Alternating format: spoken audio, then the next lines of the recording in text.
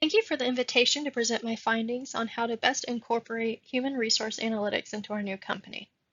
Today, I have prepared a few ways that we could best incorporate HR analytics into our decisions and company roles to drive performance and get the best out of every employee and an opportunity possible.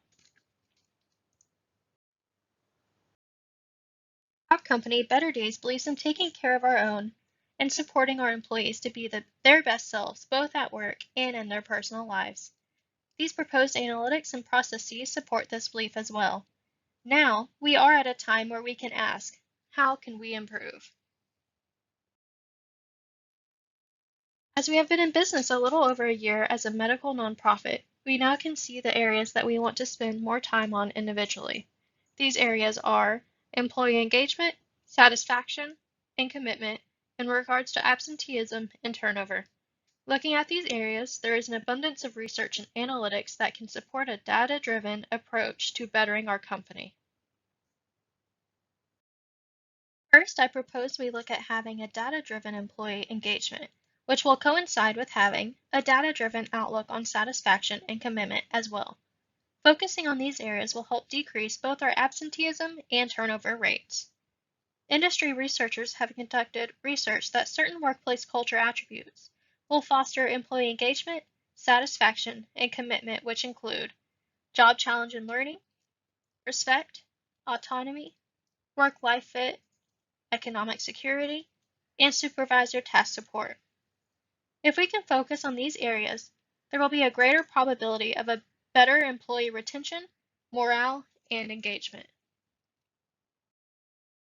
Here we can see that if we increase our engagement, thus increasing satisfaction and commitment, the company could see 21% more profitability, 59% less turnover, 70% less safety incidents, 41% less absenteeism, and 17% more productivity. All of these things will allow Better Days to be a more productive company, as well as save money and retain our trained employees. To measure and collect this data once a year, there will need to be a survey process that includes all three measurements. There will need to be a survey, as seen first on this slide, that uses multiple questions about different areas of the job to measure satisfaction.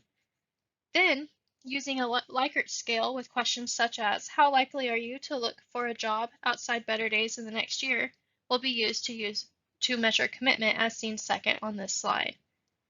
Then, as seen third on this slide, we will measure engagement by using the Utrecht Work Engagement Scale 9.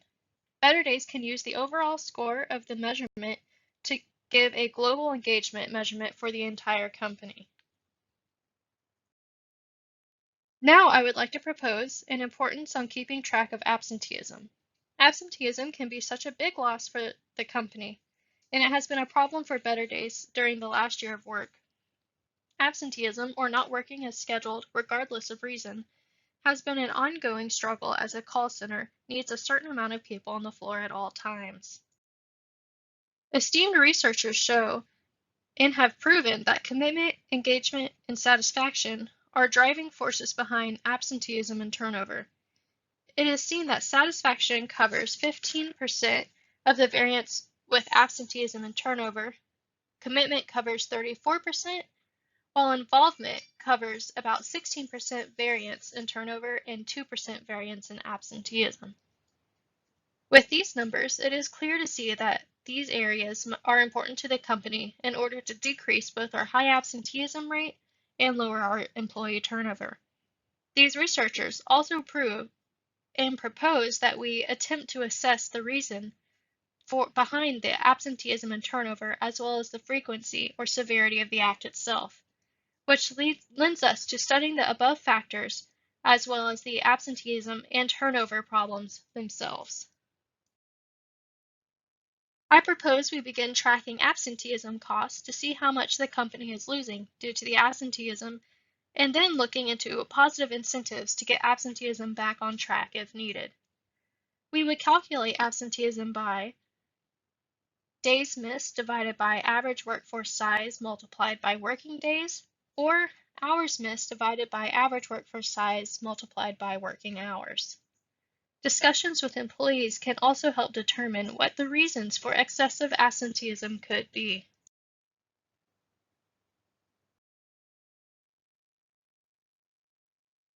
Now, to help improve absenteeism, we could implement a perfect attendance award, such as a $200 bonus for every employee who has no unscheduled absences, tardies, or early leave times. Doing this will not penalize employees for using their PTO if used appropriately, and will give a more incentive to show up or at least give ample time ahead of taking off. When speaking on absenteeism, engagement, and satisfaction and commitment, it is important to keep an eye on employee turnover, as it can be a sign of deficiency somewhere else in these categories. If turnover is high, it is time to look at these categories and try to diagnose why employees are unsatisfied with the workforce we have created at Better Days. As I tend to believe, the more you take care of your employees, the better they will take care of the company. One way that Better Days can collect information on employee turnover is to conduct exit and stay interviews. This way, the company can keep track of what the employees are thinking and why they are making the decisions they are making. This way, we can see if one of the employee engagement, satisfaction, or commitment areas are suffering. Better Days can benefit by becoming a data-driven and HR analytics using company. Absenteeism and turnover are well documented to be extremely high costs for companies. So, if Better Days can get ahead with managing employee engagement, satisfaction, and commitment, the company can save a lot of money down the road. I hope that Better Days can keep in mind the HR analytic points I have brought up today and use them in the future to go on and create strong and successful days ahead. Thank you.